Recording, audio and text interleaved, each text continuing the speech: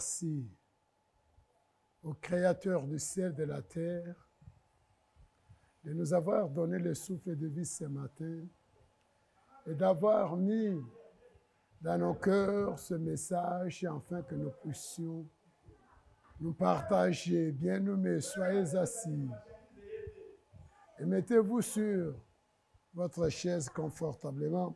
Donnez-nous cet instant de vous parler de la part du Seigneur. Ce matin, nous allons parler de l'invitation.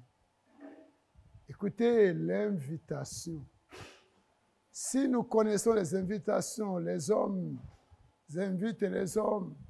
Et vous allez voir dans le monde les grands, invitez les grands. Et jamais vous ne verrez un grand qui va inviter un petit monsieur là. Non, les grands s'invitent entre eux. Mais quelle est la grâce?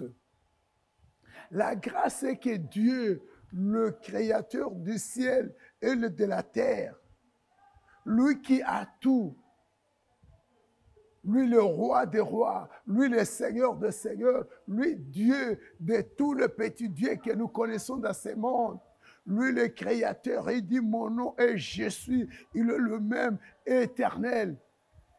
Bien-aimé, pensez à ça. L'éternel Créateur qui va inviter une créature. Mais quelle grâce! Ici, la Bible nous dit Dieu invitant. Nous allons parler aujourd'hui dans le livre de Matthieu, chapitre 22. Nous commençons par le premier verset, nous lisons.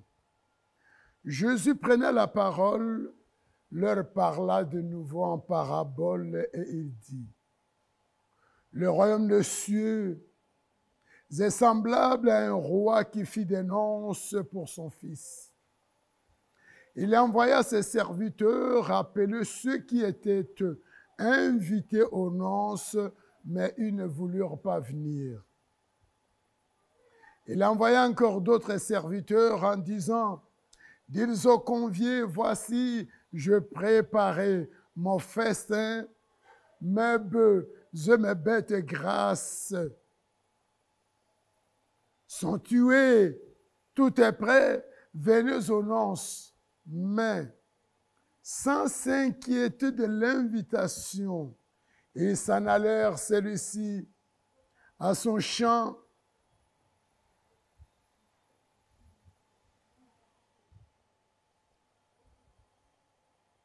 celui-là, à son trafic, et les autres se saisirent des serviteurs, les outragèrent et les tuèrent. Le roi fut irrité, il envoya ses troupes, fit périr ses meurtriers et brûla leur ville. Alors il dit à ses serviteurs: les noces sont prêtes, mais les conviés n'en étaient pas dignes. Allez donc dans le carrefour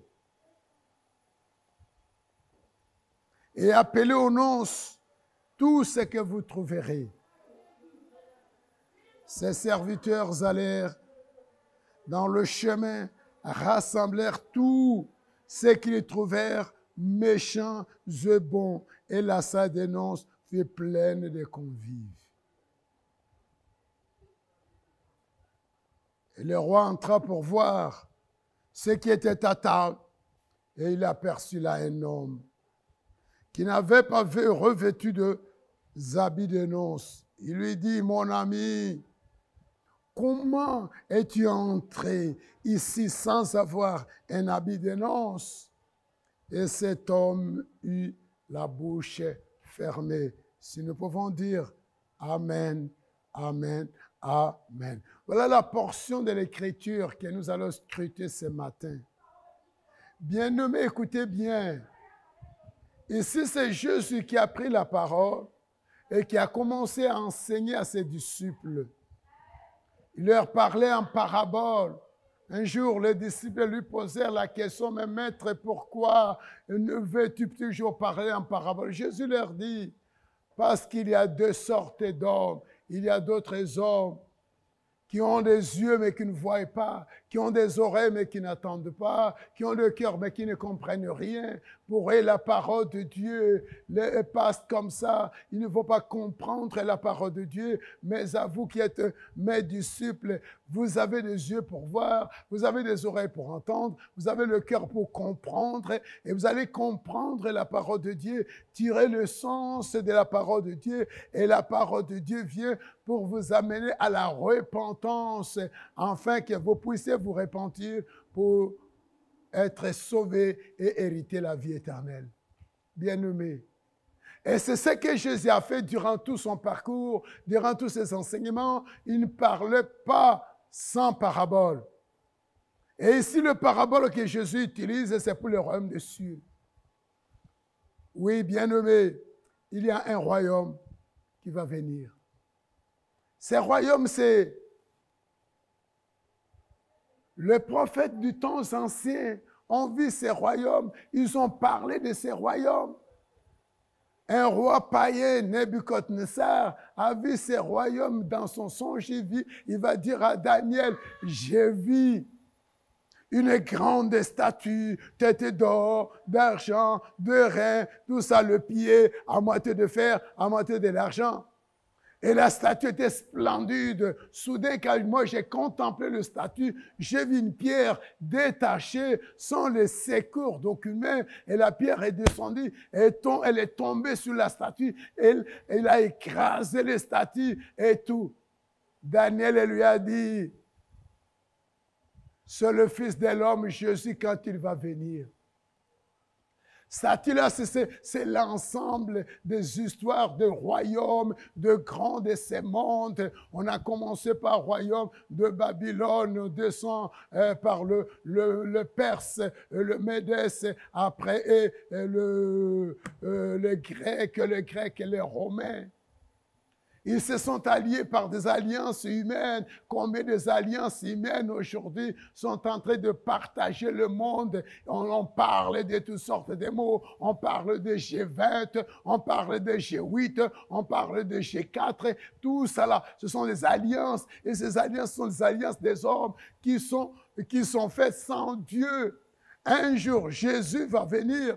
Jésus va venir. Et quand il va venir, il va détruire tous ces royaumes. Écoutez, bien-aimés, il dit le royaume des cieux est semblable à un roi. Il y a un royaume qui est jusque-là caché à nos yeux, caché aux yeux des hommes, que ce soit le grand, que ce soit le petit, les savants, les céciles, le grand de ces mondes. Leurs yeux ne peuvent pas voir ces royaumes qui est à venir. Et ces royaumes qui viendra, c'est le royaume de Christ. Il va régner sur cette terre pendant 1000 ans.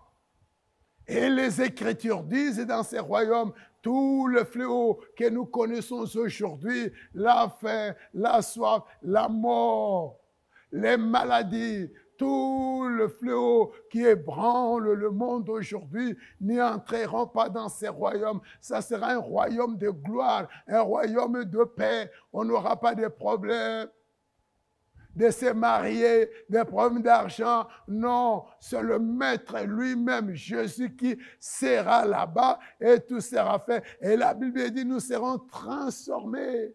Ces corps mortels sera réduit en cendres et poussière. Nous allons revêtir d'un corps immortel, un corps de gloire. Même ceux qui sont morts, la Bible dit à l'avènement du Seigneur Jésus, ceux qui sont morts dans le Christ, oui bien sûr, dans le Christ, ressusciteront. Après leur résurrection, ils vont monter et l'apôtre Paul dira, nous qui sommes restés vivants, nous serons aussi montés, l'enlèvement. Frère, l'enlèvement est là, nous allons à l'enlèvement. Après l'enlèvement, vient un événement. Quel est cet événement? Le Christ lui-même va nous revêtir des couronnes. Chacun aura des couronnes. Quelles couronnes vous allez recevoir? Et les couronnes que nous allons recevoir, c'est à base des œuvres que nous avons faites quand nous avons cru au Seigneur Jésus. Tout le monde s'est dit de Jésus aujourd'hui, qu'est-ce que vous faites pour sa gloire? Qu'est-ce que vous faites pour son nom? Pour que ces jours-là, vos œuvres vous permettent qu'on vous donne des couronnes. Et à partir de 3 ans des couronnes, nous allons maintenant entrer dans ce sujet, dans le nonce de l'agneau. Créateur, Dieu créateur, qui n'a qu'un fils unique. Dieu a un fils unique à la personne de Jésus. Et tout le monde dira non, je suis fils de Dieu. Oui, tu es fils de Dieu. Mais Dieu lui-même dit, j'ai mon fils unique. Quand l'homme Jésus était venu sur la terre, le jour de son baptême, Jean-Baptiste qui était là, Jean-Baptiste qui l'a baptisé, il a témoigné, il a dit, qu'est-ce qu'il a dit? Quand je l'ai reçu dans l'eau, j'ai vu le ciel s'ouvrir. J'ai vu la colombe qui descend en forme du Saint-Esprit. Et dessus, j'ai entendu une voix. Et la voix qui disait, celui-ci est mon fils bien-aimé, en qui j'ai mis toute mon affection. Écoute-le, frère. À qui Dieu a déjà rendu ce témoignage. Dieu n'a rendu témoignage à aucun. Que ce soit les anges, Dieu les appelle. La Bible déclare que Dieu trouve de la folie chez les anges. C'est chez les hommes que nous disons aujourd'hui, nous sommes serviteurs de Dieu, nous sommes ça. La Bible dit, les serviteurs de Dieu, Dieu les trouve en aversion. Ce que nous faisons aujourd'hui n'honore pas Dieu. Dieu n'a pas confiance à ses serviteurs. Écoutez, la Bible, Job dit, Dieu n'a pas confiance en ses serviteurs. Mais celui-là, le Fils unique, Dieu a rendu le témoignage. Celui-ci est mon Fils bien-aimé, en qui j'ai mis toute mon affection. Et après qu'il ait souffert sur cette terre, la Bible dit, Dieu lui a donné un nom qui est au-dessus de tout nom. Il n'est pas un prophète. Tous les prophètes sont morts. Tous les prophètes sont morts. Tous les grands prophètes sont morts. Les rois sont morts. Mais Jésus, frère, il est vivant et il vit au siècle des siècles. Ici, le Père veut quoi? La Bible dit un roi. Le royaume des cieux est semblable à un roi qui fit des nonces pour son fils. Dieu a fait les nonces pour son fils. Son fils, en venant sur la terre, il s'est trouvé une fiancée.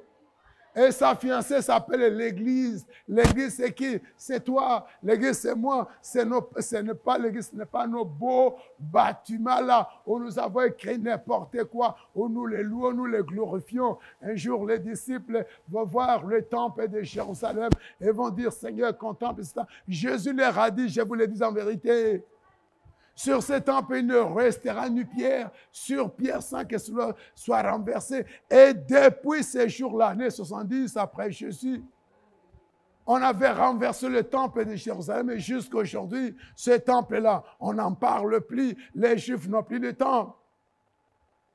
Jésus a sa fiancée qui s'appelle l'Église. L'Église, c'est toi, c'est moi. Il dit, l'heure vient, les jours venus, où Dieu cherche le vrai adorateurs. Qui est vrai adorateur? C'est celui qui adore le Père en esprit et en vérité. Est-ce que nous connaissons la vérité? Est-ce que nous avons le Saint-Esprit de Dieu ou nous avons l'esprit de nos ancêtres? Nous sommes animés des esprits de nos ancêtres qui nous conduisent par-ci, par-là pour faire de nous n'importe quoi. Ici, le nonce. La Bible dit, il envoya ses serviteurs appeler ceux qui étaient invités aux noces. Qui sont ceux qui sont invités? Écoutez, dans l'histoire, le premier invité s'appelait la nation israélite, les Juifs. Dieu a envoyé combien de prophètes leur conjurer de revenir à Dieu, leur conjurer de refaire leur voie, de transformer leur vie, de se repentir de leurs mauvaises actions, mais ils n'ont pas voulu se repentir. Qu'est-ce qui était en eux? En eux, on trouvait des choses. La première chose qu'on trouvait dans eux, c'était quoi? Au verset 4, la Bible dit, il envoya encore d'autres serviteurs en disant, ils ont convié, voici, j'ai préparé mon festin. Mes bœufs et mes bêtes grasses sont tués, tout est prêt, venez aux nonces. Quand Dieu les invite à venir aux nonces, le nonce là n'est pas comparable à nos nonces. 3 ans et demi, nous serons revêtus de couronnes. Nous allons entrer dans le royaume de notre Père, manger, boire, nous réjouir durant 3 ans et demi. Alors, ces grands festins de l'agneau-là, les gens ne veulent pas. Qu'est-ce que les gens veulent? Nos petits festins ici sur cette terre, qui disent si c'est 1 jour, 3 jours, je ne sais comment. Mais le grand festin de Dieu, Maître Créateur, les gens refusent. Verset 5, la Bible dit, sans s'inquiéter de l'invitation. Voilà ce qui était dans le Juif. Et ce qui est dans nous aujourd'hui, les gens ne s'inquiètent pas de la parole de Dieu. Les gens ne s'inquiètent pas de chercher la volonté de Dieu. Nous nous inquiétons pour le monde. Nous nous inquiétons pour les affaires de ce monde. Écoutez l'inquiétude de ces gens. Qu'est-ce qu'ils ont dit? Sans s'inquiéter de l'invitation, ils s'en allèrent, celui-ci à son champ, celui-là à son trafic. Les gens sont indifférents de l'invitation de Dieu. Ils ont reçu l'invitation. C'est de la même manière que je vous lance l'invitation. L'invitation, c'est à travers de sa parole. Venez, il y a une noce que Dieu prépare. L'invité, c'est toi. L'invité aujourd'hui, l'invité d'hier a été disqualifié. Dieu renouvelle encore son alliance en cherchant d'autres invités. Et les invités d'aujourd'hui, c'est toi. L'inquiétude. La Bible dit, celui-ci s'en a l'air dans son champ. Souci des affaires. Ce qui nous sépare avec Dieu, c'est le souci des affaires. Les soucis des affaires étouffent la parole de Dieu. Les soucis des affaires nous empêchent de ne pas faire la volonté de Dieu, de ne pas nous parfaire, de ne pas chercher l'invitation. Quelqu'un qui reçoit l'invitation se prépare en conséquence. On a reçu l'invitation. Est-ce que nous nous préparons? Qu'est-ce que nous faites? Pour nous réjouir devant cet homme-là, chacun qui reçoit l'invitation cherche des habits. Pour cette invitation, cherche des cadeaux. Pour l'invitation, est-ce que nous avons reçu l'invitation? Quelle sorte d'habits?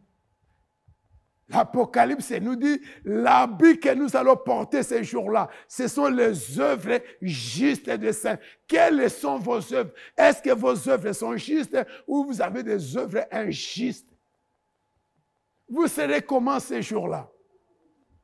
Le cadeau que nous allons donner, offert au grand roi, c'est quoi? Ce sont les âmes. Durant toute sa vie, l'argent que tu as reçu, tu as fait comment? Tu as racheté combien des âmes? Proverbe nous dit, l'homme sage s'empare des âmes. Lorsque l'Église dort, l'Église perd les âmes. Combien les ténèbres sont entrées d'enrichir le royaume en arrachant les âmes aujourd'hui. Nous perdons nous, l'Église, perdons combien d'âmes, tandis que les ténèbres gagnent combien d'âmes. Les ténèbres sont venues même à l'église et gagner les âmes des gens à l'église, gagner les âmes des fidèles, gagner les âmes des pasteurs, gagner les âmes de ceci, gagner les âmes de ceci. Est-ce que nous rendons compte? Un homme sage s'empare des âmes. Le premier souci, celui-ci s'en allèrent dans son champ et c'est là dans son trafic. Quoi? Indifférence. Les hommes d'aujourd'hui sont des hommes qui marchent dans l'indifférence totale. Ils ignorent le royaume de Dieu. Ils ignorent que nous sommes arrivés à la fin du temps. Ils ignorent que le temps de Dieu, l'horloge de Dieu approche bientôt. Nous allons quitter ce monde. Voyons dans notre pays ce qui s'est fait aujourd'hui. Contemplons les réseaux sociaux, ce qui se passe à l'est aujourd'hui. Le volcan Nyiragongo est passé, l'autre volcan là, Nyiramurangi là, s'est révolté. Après, qu'est-ce qui s'est passé avec le lac Tanganyika? Tout ça là. Ce sont des signes que le Fils de l'homme vient bientôt. Nous voyons, nous attendons. Est-ce que cela nous touche le cœur? Nous sommes indifférents. L'indifférence, non, c'est mon trafic, non, c'est mes affaires, non, c'est mon mariage, non, c'est ça, non, c'est ça. Indifférence, frère. Tu es dans le souci des affaires de Dieu ou tu marches encore dans l'indifférence. La Bible dit les autres se saisirent des serviteurs, les outragèrent et les tuèrent. Combien Israël a tué les prophètes? Combien? Et aujourd'hui, qu'est-ce que Jésus dit? Vous êtes le fils de ceux-là qui ont tué les prophètes. Est-ce que nous prenons la cause des serviteurs de Dieu dans nos cœurs? Nous prenons la cause de l'Église de Dieu dans nos cœurs? Ou nous avons transformé l'Église de Dieu en un marché où il faut venir acheter les âmes, il faut venir vendre les âmes. On vend les âmes, on achète les âmes, on répand le péché, on répand les calomnies, on répand n'importe quoi dans l'Église. Est-ce que nous avons souci de celui-là qui nous a invités? Souci du monde, rejet la parole, attachement au monde. Les hommes sont plus attachés au monde, sont plus attachés aux choses du monde. Les hommes s'inquiètent plus des choses de ce monde, s'inquiètent des affaires de ce monde, s'inquiètent de leur mariage, s'inquiètent de leurs affaires, s'inquiètent de leurs activités, que s'inquiéter du royaume des cieux. Ils oublient que tout ce qui est l'objet de notre inquiétude aujourd'hui, il y a un jour qui va venir et nous allons abandonner, nous allons laisser. Et tout ça, tous les milliards d'argent que nous recevons aujourd'hui, ces millions d'argent vont rester et seront consumés par le feu. Nous aussi serons consumés par le feu. Nos habits, nos maisons. Voyez pas à l'Est combien de maisons à Goma, combien de maisons n'ont pas été englouties. Le constructeur de ces maisons, ils ont perdu combien d'argent? Ils ont perdu combien de temps dans l'inquiétude? Ma maison, ils ont lambrisé leur maison. Après avoir lambrisé leur maison, les maisons sont brûlées, sont consumées par le petit feu du volcan, frère. Si vous considérez que le feu du volcan que vous avez vu là, c'est le grand feu, je vous l'ai dit que c'est le petit feu. C'est un petit feu qui montre seulement la couleur du grand feu qui sera ces jours-là. La couleur du grand feu qui va consumer tous les rebelles, tout ce qui ne s'inquiète pas du royaume de Dieu, tout ce qui ne s'inquiète pas des affaires de Dieu, ils seront dévorés par ce feu-là.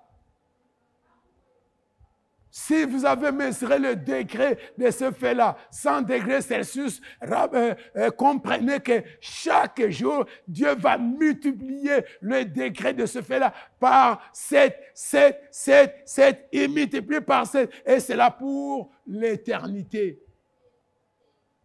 Oh bien-aimé, le temps se finit.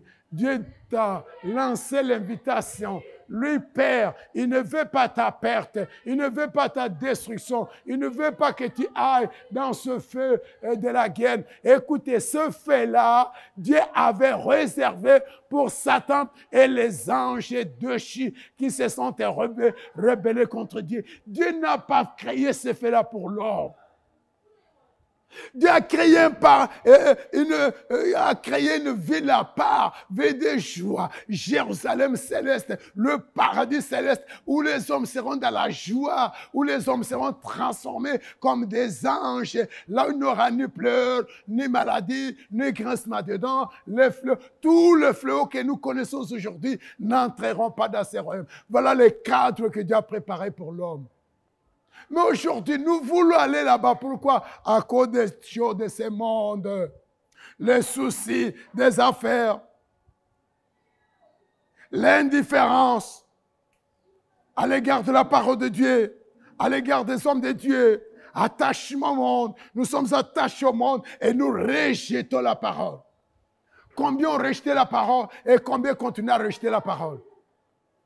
Verset suivant, la Bible dit, allez dans les carrefours et appelez au nom, c'est tous ceux qui vous les trouverez. Nous, moi et toi, nous sommes les gens des carrefours. On nous a ramassés dans les carrefours. Nous sommes appelés les nations pour hériter la place des enfants d'Israël. Pour entrer dans le festin de l'agneau. Est-ce que vous comprenez la grâce de l'amour de Dieu envers toi, païen, envers toi, nation? La faveur de Dieu à nos égards. Aujourd'hui, l'invitation nous est lancée. Venons, préparons-nous, préparons nos habits, préparons nos cadeaux, préparons-nous. La venue, la fête de l'agneau s'annonce bientôt. Dieu a dit, j'ai préparé le festin, j'ai tué mes bêtes grasses, mes brebis sont tuées, venez manger. 3 ans et demi, les hommes seront dans la gloire, les hommes vont manger, les hommes vont boire sans donner quelque chose. Oh, bien-aimés, c'est le temps de nous repentir et de revenir à Dieu, de comprendre que toi, qui m'écoutes ce matin ou ce soir, qui m'écoutes à travers cette vidéo, que tu es un invité de l'Éternel des armées. Tu es un invité. Tu n'es pas un moindre. Si dans ton milieu, ta famille, tu es moindre, mais devant Dieu, tu as de la valeur. C'est ainsi que Dieu t'a invité pour entrer dans le nonce de son Fils. Que celui qui a les oreilles écoute, et que celui qui a le cœur, qui peut comprendre, frère, sœur, comprends. Oh, dès aujourd'hui, prépare-toi. L'invitation est lancée pour entrer dans ces royaumes. Soyez bénis, soyez bénis. Merci, bien-aimés. Remercions le Seigneur pour cette opportunité qu'il nous donne. Nous sommes appelés l'Église de la repentance de l'Évangile du XXIe siècle. Nous sommes au numéro 51, 3e rue du quartier des Bonhommes de la commune de Matete. Chaque mercredi, de 17h, nous sommes là. Vendredi, nous commençons le matin jusqu'à 12h. Dimanche, de 8h à 11h. Voici notre culte. Nous recevons n'importe qui, n'importe quand.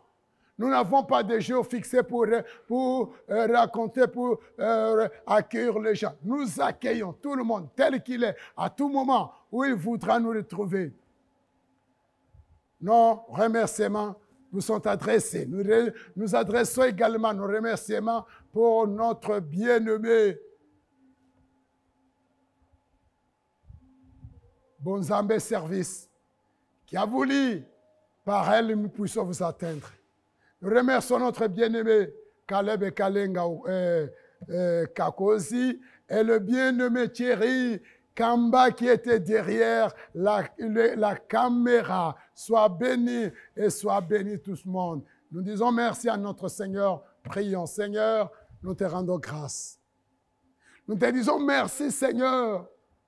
Nous nous voyons comme des petits, nous sommes connus de toi. Tu nous as connus avant la fondation du monde. Tu nous as lancé l'invitation à venir à toi, oh Seigneur. Aie pitié de nous, aie pitié de nous. Ôte à nous les soucis des affaires, les soucis du monde, l'amour du siècle, le rejet de ta parole. Et Seigneur, écris ta parole. L'amour de ta parole soit gravé dans nos cœurs, que nous puissions t'aimer, que nous puissions chercher, Seigneur, ton royaume, puissions chercher, Seigneur, les voies et moyens pour que ces jours nous soyons dans le festin de l'agneau.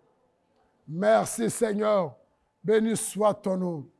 Je prie pour tous les bien-aimés qui sont dans le monde, partout qu'ils m'écoutent à ce moment, que Dieu souvienne-toi d'eux. Fais ta grâce sur eux. Tu le bénisses. Que tu leur donnes ta paix. Paix à ceux qui en manquent, ceux qui sont malades. Touche-le, Seigneur. Guéris-le pour la gloire de son Saint-Nom. Ceux qui ont des problèmes, c'est toi, Seigneur, qui donne la solution à nos problèmes. Te prie, Seigneur, de donner solution à nos problèmes. Prions, Seigneur, ta paix profonde règne dans notre pays, la RDC. Nous te recommandons l'Est de la RDC. Seigneur, ta paix, Seigneur, ton armée puissante et descend de sème la paix. Bénis la ville de Kinshasa et bénis tous les bien-aimés, toutes les autorités, tant politico-administratives, militaires, ecclésiales, qu'ils soient bénis en ton Seigneur, toute la population soit bénie. Ta paix règne dans la vie de chacun, dans le nom puissant de notre Seigneur et Sauveur Jésus-Christ. Nous avons ainsi prié, nous disons Amen. Votre serviteur s'appelle apôtre Jean Gundu Wani.